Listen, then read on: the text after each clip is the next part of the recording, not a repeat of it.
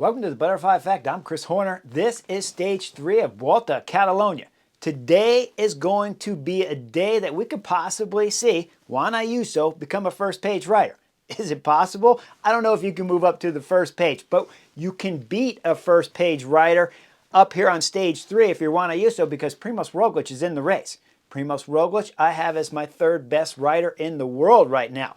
Juan Ayuso just got done winning Trino Adriatico, but there were no first page GC riders there to beat. He did beat one Tom Pidcock at the summit finish at Trino Adriatico though, and Tom Pidcock has been moving his way up the ladder, certainly on page 2 riders, but possibly jumping himself up to a page 1 rider too, because we saw Tom Pidcock riding with Tadej Pogačar at Strade Bianche. And we saw Juan Ayuso beat Tom Pidcock at Trino Adriatico. If you back up the cameras before Trino Adriatico, Juan Ayuso won La Guaglia and he won Fondrome. And the stage, of course, at Trino Adriatico. So he's got a bunch of wins, but not against first page riders. So if you went to bed last night like I did, you should be interested in this stage 3, because we could be potentially adding another first page rider's name to the list named Juan Ayuso. And there's no doubt about it, guys. That kid is thinking the same thing when he went to bed last night. So let's get into today's stage 3, because it's a big epic stage at 200 and almost 20 kilometers. I'll call it 135 miles in length. 4 categorized climbs. One's a Cat 2, the next a Cat 3. One is an HC, 21 kilometers long, and then it's going to summit today on La Molina. Now, with that last climb, it's 12 kilometers. A little bit softer in terms of the average, right around 5.5, but it has some steep sections at 14%. These climbs definitely can be serious, but they don't have that complete steepness of 10% averages or 8% averages. So that means you get a bit of a draft. That also means that it could change the characters on how you think about the end of the race if you know what to look for. That's why you tune in to the Butterfly Effect. I bring you the good details that nobody else does. Okay, the cameras are going to come on with 82 kilometers to go, and we're on the second category climb. It's a category 3 when the cameras come on proper. We see the break up front with a 4-minute gap, and it's Bruno Armai up there, and then he's got Germani from FDJ, Winzel from Kern Pharma, and then we got Alex Molnar up there from Caja Rural. These 4 riders with a 4-minute gap. One's on a thread of GC, just about a minute, just under a minute's time. So when the peloton comes back and is seen on the camera, we see UAE team members riding the front, and Lotto's just on their wheel. We see the rest of the UAE team members riders wrapped in there, and then we start seeing some of the Ineos riders, and we see, of course, Red Bull Bora Hansgrohe with Primoz Roglič, the big-time favorite. But as I've just discussed for a few minutes, Juan Ayuso, and I've mentioned many times, he's a favorite here too. So do I like UAE team members riding on the front right now? Well, we back the cameras up again to the end of stage 2, and we look at the general classification. It's Enric Mas and Juan Ayuso tied on time, if they can get rid of the race leader, Matt Brennan, who won stage 1 and kept the jersey after stage 2. He's 19 years of age, and we don't know exactly what his quality is like, but he's in this field too, as they're at a 4-second gap back there. So UAE team members are riding the front. I don't know if I'm completely satisfied with this, but I'm not Juan Ayuso. I have not seen his power numbers, but I know he's won a ton of races, and he's certainly got better. So I'm not against this. Nobody's a knucklehead, that's for sure, at this moment. So UAE team members are riding tempo, and they go up over the first climb. As we see the breakaway up there going over the top, it's Winzel over the top of the KOM at 3 minutes and 2 seconds. They drop down the descent. It's crazy technical and twisty and stuff. And then as we come into the next HC climb, we see the 4 riders start with about a 3-minute gap. We go back and look at the peloton as they're coming in this right turn. And Domingue Novak, if I back the film up just a hair, he came to the front here and started setting some tempo to come into this right turn. UAE team members now are starting to pick the pace up here on stage 3. Now, as the climb starts proper, Domingue Novak's driving it, and then we look up front at the break, and we see it's Bruno Armai throwing in attack with about 47 kilometers to go. As he throws in the attack, he's getting a gap on his breakaway companions back there, and he's going solo with about a 2.5-minute gap on the peloton. We go back and look at the peloton, and Domingue Novak is starting to blow. Once he blows, Lotto Destiny get on the front, and it's 44 kilometers to go. Now, UAE team members might not have been a knucklehead, but Lotto Destiny at this moment are for sure a knucklehead to be riding the front. They got Lennart van Etvelt in this group. He has won some week-long races. When we start leaving the European peninsula or the European continent and we go over and start looking at some of the other earlier season races from last season, Lennart van Etvelt definitely can win today's stage. But can he win the general classification here against Primoz Roglič and Juan Ayuso? I don't think so. These guys are knucklehead, and their director sportif must have told them so too, because Lotto Destiny finally pulls off the front, and we see UAE team members come to the front again. This time when we see the rider set in the front there, it's Sivakov. Sivakov's setting a pretty good pace, but he's not blowing up the peloton because it's not all strung out and people aren't swinging off the back, and the size of the peloton's still fairly large at this moment. They go up over the top of the KOM with Bruno Armai grabbing maximum points, and he's got about a 2-minute gap on the peloton behind him. We're talking about 35, 33 kilometers to go. Then the peloton starts to come up to the KOM here, and the cameras catch at the back. It's Lenny Martinez going down in the feed zone with his teammate. We'll see both riders crash, and then Lenny Martinez is going to get up real quick, grab his bike, and he's going to get a push from one of the spectators on the side or one of the soigneurs.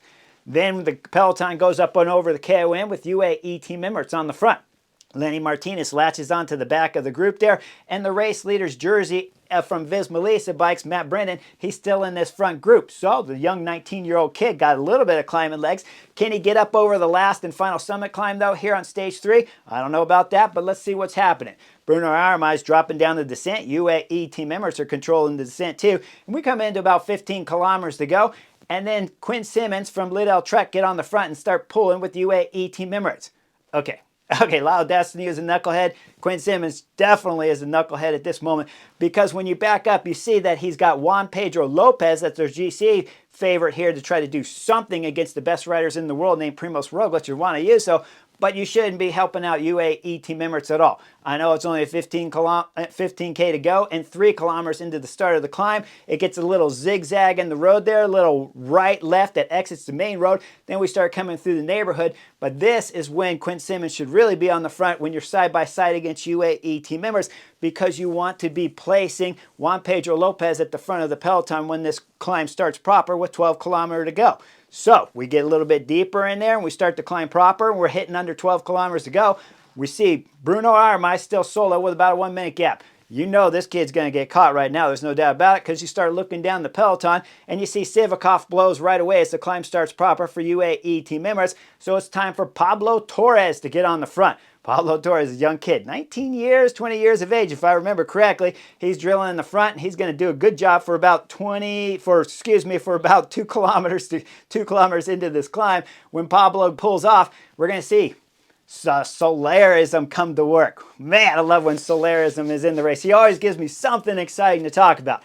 So at this moment, Soler starting setting tempo, and Bruno Armai is just up the road. We'll call it 20, 30 seconds up the road.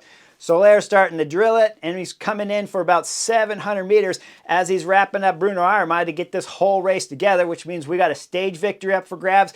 We got a race jersey up for grabs, because if I back the film up when the climb started proper, Matthew Brennan had gotten dropped off the back with Quinn Simmons. As those two riders were coming off the back, now we know that the race leader's jersey is going to change hands. Is it going to Enric Mas? Is it going to go to Juan Ayuso? Is it going to go to Primoz Roglič?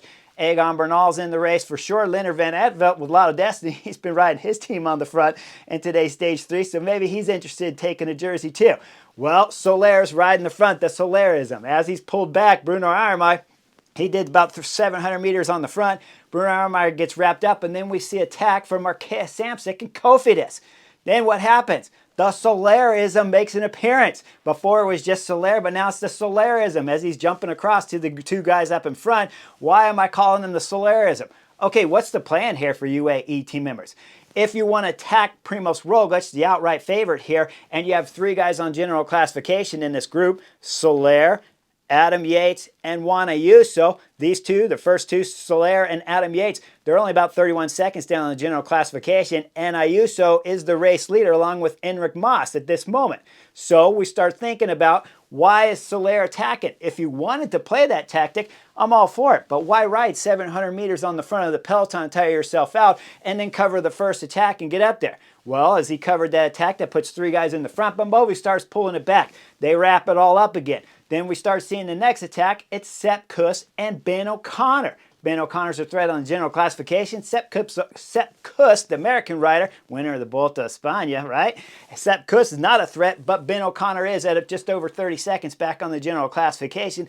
And then we see the next knuckleheadism move by UAE team members. Is it Adam Yates pulling on the front of the peloton? It is Adam Yates pulling on the front of the peloton. So what's the tactic here? You ride Soler on the front of the peloton, then you have him attack. Now you have Adam Yates riding the front of the peloton. Are you trying to isolate Primož Roglič and just attack with your 3 GC guys? Or are you trying to set a pace fast enough for Ayuso to wear out the legs of one Primož Roglič and hope he's got better legs and then drop him? They're playing all tactics possible. They're trying to use all cards.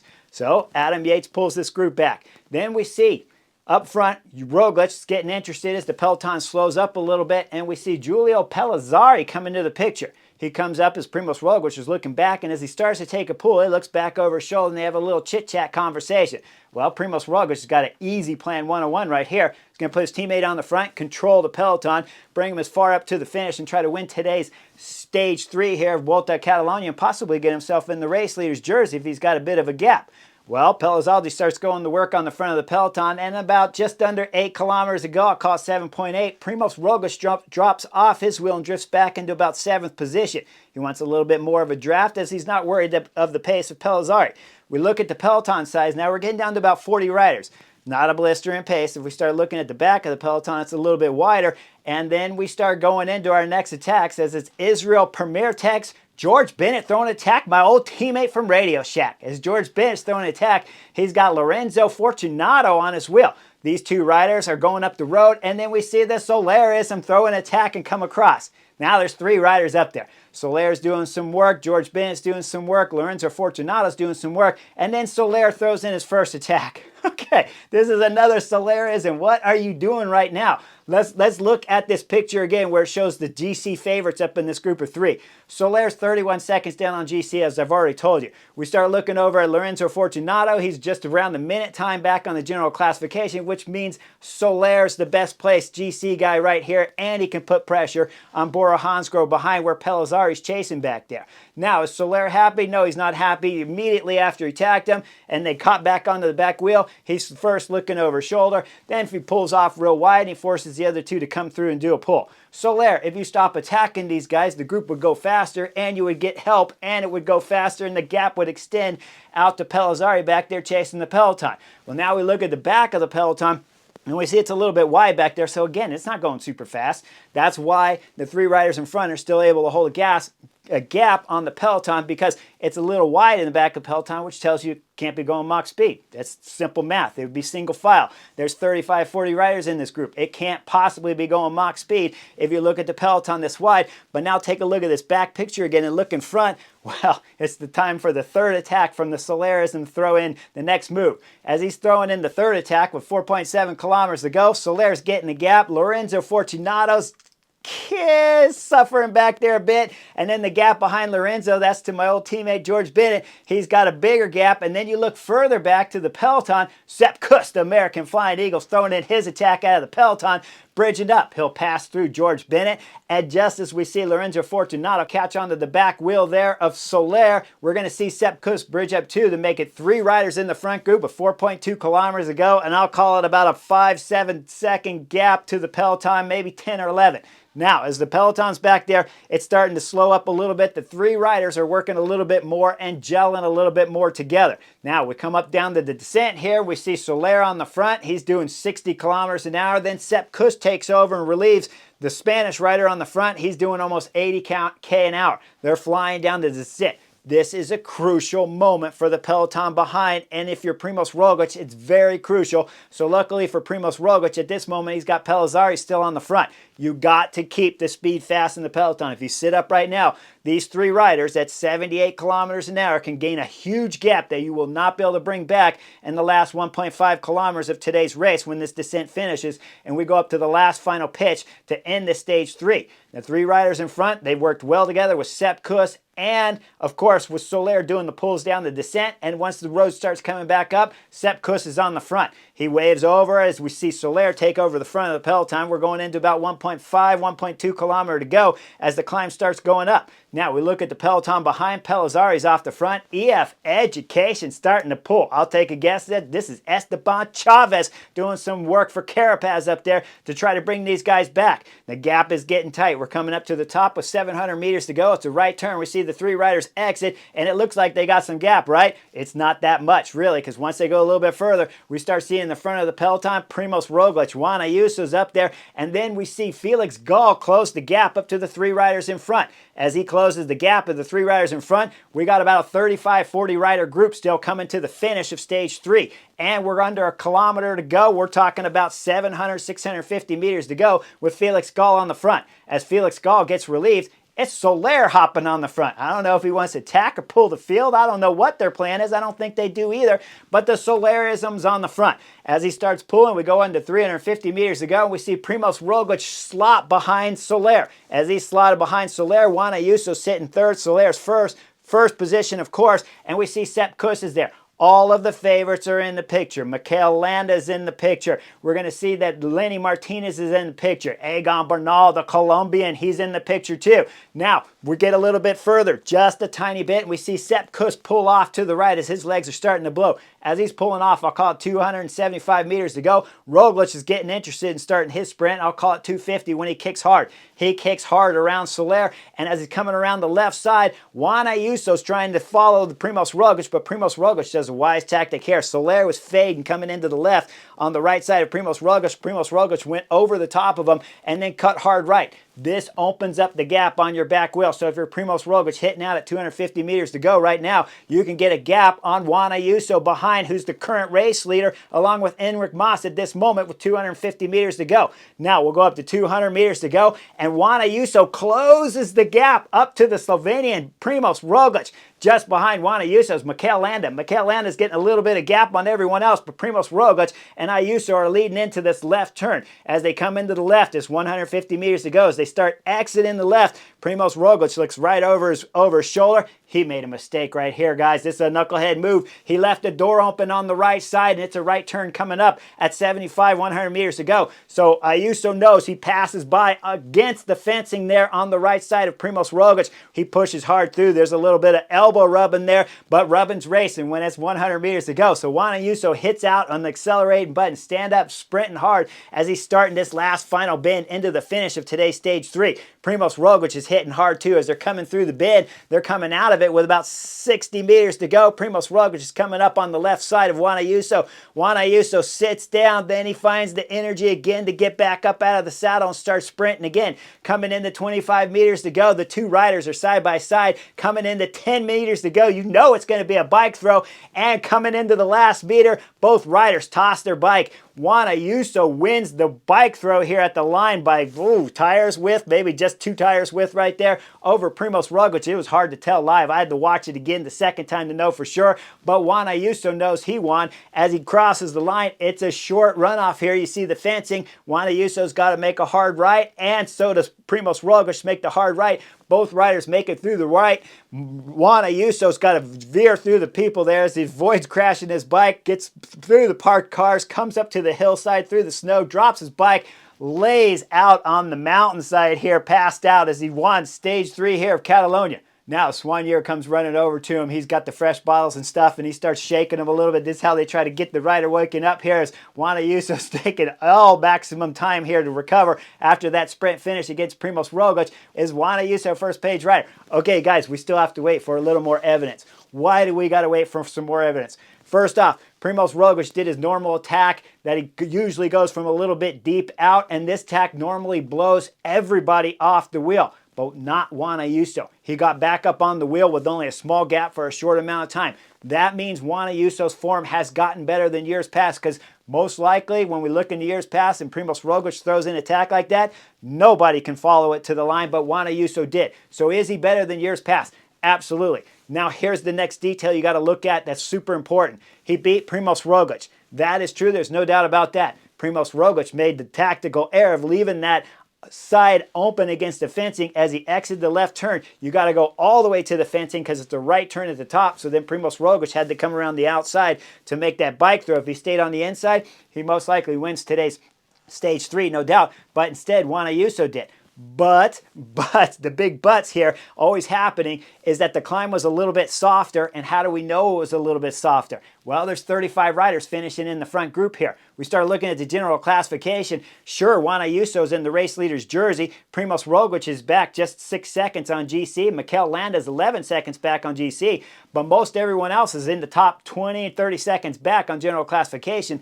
So you know it wasn't a massively hard, steep climb where Primoz Roglič was throwing in tacks halfway up the climber with 3 or 5 kilometers to go. So we still have to wait a little bit longer to see just how good Juan Ayuso is. Is he better? Is he top of page 2? Yes, I think you can call him top of page 2 along with Mads Pedersen, but has he gotten into page 1?